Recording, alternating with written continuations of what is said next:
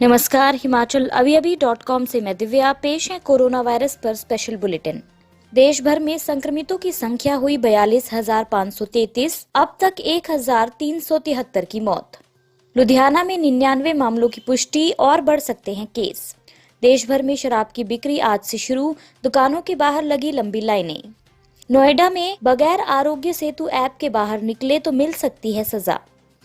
Lockdown का तीसरा चरण आज से शुरू, कई गतिविधियों की दी गई छूट। सोनिया गांधी का ऐलान, घर लौटने वाले मजदूरों की रेल यात्रा का खर्च उठाएगी कांग्रेस। लॉकडाउन में काफिले सहित बद्रीनाथ जा रहे थे विधायक अमन मणि, एफआईआर दर्ज। सिल्वर लेक ने 5,655.75 करोड़ रुपए में खरीदी रिलायंस जियो प्लेटफॉर्म में 1.15% हिस्सेदारी। डोनाल्ड ट्रंप बोले, इस साल के आखिर में कोरोना का टीका बना लेगा अमेरिका। वैश्विक मंदी के बीच लॉकडाउन खोलने का दबाव बढ़ा, कई देशों में कोरोना प्रसार शिखर पर पहुंचा। अब समाचार विस्तार से। आपके स्वास्थ्य का प्रहरी श्री बालाजी हॉस्पिटल, कांगड़ा, हिमाचल।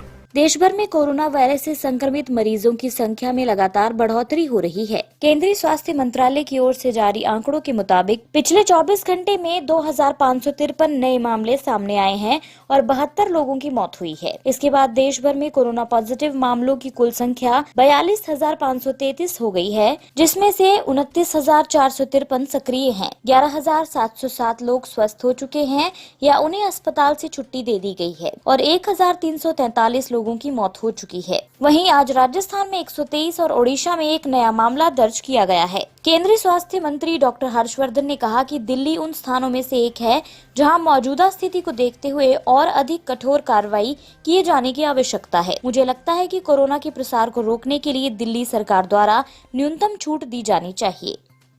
पंजाब के स्वास्थ्य मंत्री बलबीर सिंह सिद्धू के अनुसार लुधियाना में कोरोना वायरस के 99 केस पॉजिटिव हैं। अभी कोरोना पॉजिटिव केस बढ़ने के और आसार हैं, क्योंकि बहुत से रिजल्ट आना बाकी है। कल रात तक 2,000 से 1,500 के बीच सैंपल टेस्ट किए गए हैं।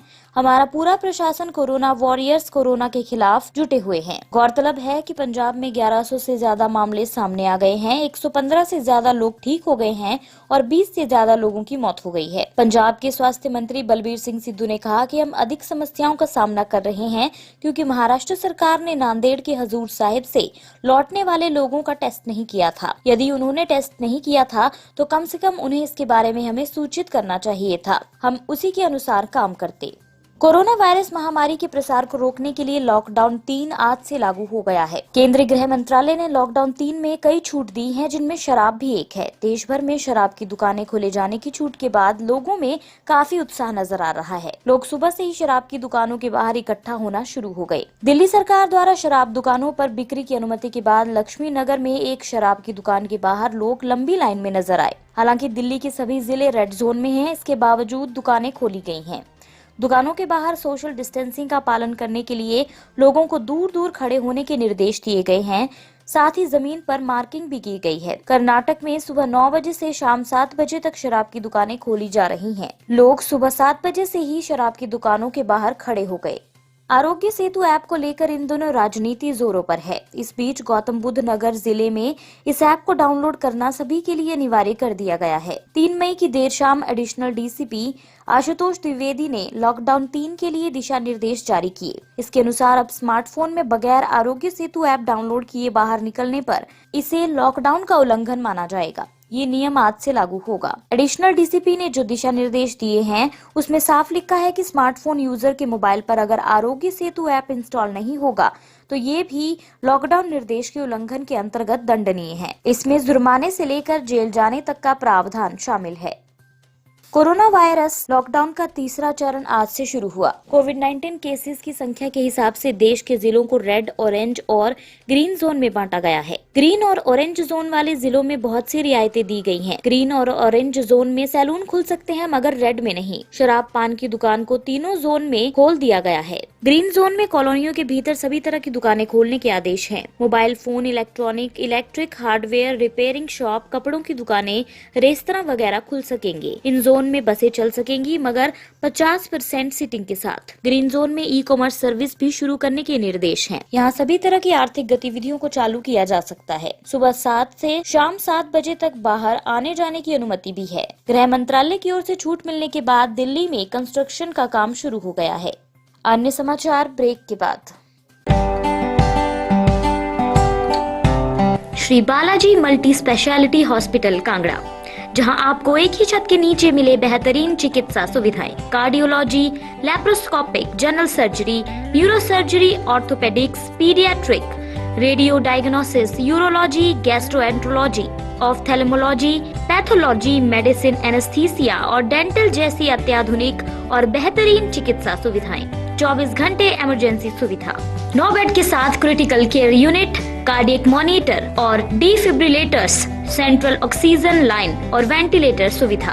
हिमाचल प्रदेश के सबसे बड़े निजी स्वास्थ्य सेवा प्रदाताओं में से एक Shri Balaji multi speciality hospital Kangra राष्ट्रीय स्वास्थ्य बीमा योजना के साथ सूचीबद्ध Shri Balaji multi speciality hospital Kangra BPL परिवारों के लिए अस्पताल में कैशलेस भर्ती होने के साथ ही ईसीएच की भी सुविधा। हमारा पता Shri Balaji multi speciality hospital, Balaji Vihar, Ujjain, Kangra.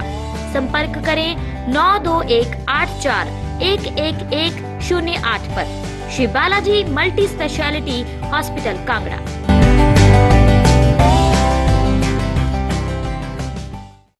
Corona virus के बढ़ते मामलों के बीच कांग्रेस अध्यक्ष सोनिया गांधी ने सोमवार को ऐलान किया कि देश भर में फंसे मजदूरों के घर वापस जाने के लिए रेल यात्रा का खर्च कांग्रेस पार्टी उठाएगी। कांग्रेस ने ट्वीट करते हुए लिखा कि कांग्रेस ने ये निर्णय लिया है कि प्रदेश कांग्रेस कमेटी की हर इकाई हर जरूरतमंद श्रमिक व कामगार के घर लौटने की रेल यात्रा का टिकट खर्च वहन करेगी व इसके बारे में जरूरी कदम उठाएगी। पार्टी अध्यक्ष सोनिया गांधी का बयान ट्वीट किया गया है। सोनिया गांधी ने कहा कि श्रमिक व कामगार देश की रीढ़ की हड्डी हैं। उनकी मेहनत और कुर्बानी राष्ट्र निर्माण की नींव है। सिर्फ 4 घंटे के नोटिस पर लॉकडाउन करने के कारण लाखों श्रमिक व कामगार घर वापस लौटने से वंचित हो गए हैं। 1947 के बंटवारे के बाद देश ने पहली बार ये दिल दहलाने वाला मंजर देखा कि हजारों श्रमिक व कामगार सैकड़ों किलोमीटर पैदल चलकर घर वापसी के लिए मजबूर हैं। न राशन, न पैसा, न दवाई, न साधन, पर केवल अपने परिवार के पास गांव पहुंचने की लगन।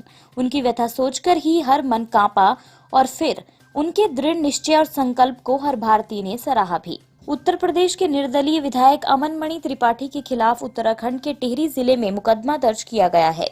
उन पर लॉकडाउन का उल्लंघन करने का आरोप है। खास बात यह है कि नियमों की अनदेखी सीएम योगी आदित्यनाथ के पिता स्वर्गीय आनंद सिंह बिष्ट के पितृ कार्य के नाम पर की गई है। हालांकि सीएम योगी के भाई महेंद्र ने किसी भी पितृ कार्य से इनकार किया है। दरअसल 11 लोगों के साथ विधायक अमन मणि त्रिपाठी चमोली पहुंचे। उन्होंने यूपी के सीएम योगी आदित्यनाथ के पिता स्वर्गीय आनंद सिंह बिष्ट का पितृ कार्य पूरा करने के लिए अनुमति मांगी थी। उत्तराखंड के अपर मुख्य सचिव ओम प्रकाश ने 11 लोगों की अनुमति जारी की। देहरादून से लेकर चमोली तक अमन मणि त्रिपाठी को पूरा प्रोटोकॉल दिया। 3 गाड़ियों में चमोली पहुंचे अमन मणि ने एसडीएम कर्ण प्रयाग के साथ बदसलूकी कर दी और फिर मामला मीडिया में आ गया। अमेरिका की निजी equity company silver lake partners ने रिलायंस इंडस्ट्रीज के जियो प्लेटफॉर्म्स में 1.15% की हिस्सेदारी खरीद ली है। जियो प्लेटफॉर्म में सिल्वर लेक 5,655.75 करोड़ रुपए का निवेश करेगी। इस निवेश से जियो प्लेटफॉर्म की इक्विटी वैल्यू 4.90 लाख करोड़ रुपए और इंटरप्राइज वैल्यू 5.15 लाख करोड़ हो गई है। इस संदर्भ में रिलायंस और जियो ने कहा कि ये निवेश फेसबुक द्वारा किए गए निवेश के इक्विटी वैल्यूएशन के 15.5% प्रीमियम को दर्शाता है। अमेरिका के राष्ट्रपति डोनाल्ड ट्रंप का कहना है कि अमेरिका इस साल के आखिर में कोरोना वायरस का टीका बना लेगा। एक न्यूज चैनल के शो टाउन हॉल के दौरान वॉशिंगटन में उन्होंने कहा कि हमें पूरा विश्वास है कि हम साल के आखिर तक कोरोना वायरस का टीका बना लेंगे। उन्होंने कहा कि वे सितंबर तक सभी स्कूल और विश्वविद्यालयों को दोबारा खोलने का आग्रह करेंगे। ट्रंप ने कहा कि मैं चाहता हूं कि वे दोबारा खुलें। टीके की भविष्यवाणी उस समय रेखा को बढ़ाती है जिस पर अमेरिका और अन्य देशों ने चर्चा की है। सभी कोविड-19 से बचाव के लिए सबसे पहले इसे बनाने की होड़ में लगे हुए हैं। ट्रंप ने जोर देकर कहा कि वे अमेरिकी शोधकर्ताओं को हराकर दवाई बनाने वाले अन्य देश के प्रति खुश होंगे। वैश्विक अर्थव्यवस्था में गहरी मंदी के बीच दुनिया भर के देशों में राष्ट्रव्यापी लॉकडाउन को खोलने का दबाव बढ़ रहा है। ऐसे में स्वास्थ्य विशेषज्ञों ने चेतावनी दी है कि लॉकडाउन की ढील मिलते ही कोरोना प्रसार में नाटकीय रूप से विस्तार हो सकता है। रविवार को कुछ देशों में कोरोना के प्रसार में कमी तो कई देशों में चिंताजनक स्थिति में प्रसार देखा गया है। राष्ट्रव्यापी लॉकडाउन के बावजूद रविवार को भारत में कोरोना संक्रमण से सर्वाधिक 2600 नए केस दर्ज हुए हैं। ये अब तक के एक दिन के दर्ज सर्वाधिक मामले हैं। अमेरिका में एक दिन में 10,000 नए मामले सामने आए हैं। रूस में पहली बार कोरोना के नए मामलों की संख्या 10,000 के पार पहुंच गई है। उधर इटली, ब्रिटेन, स्पेन, चीन, हांगकांग में मौत के आंकड़ों में कमी दर्ज की गई है।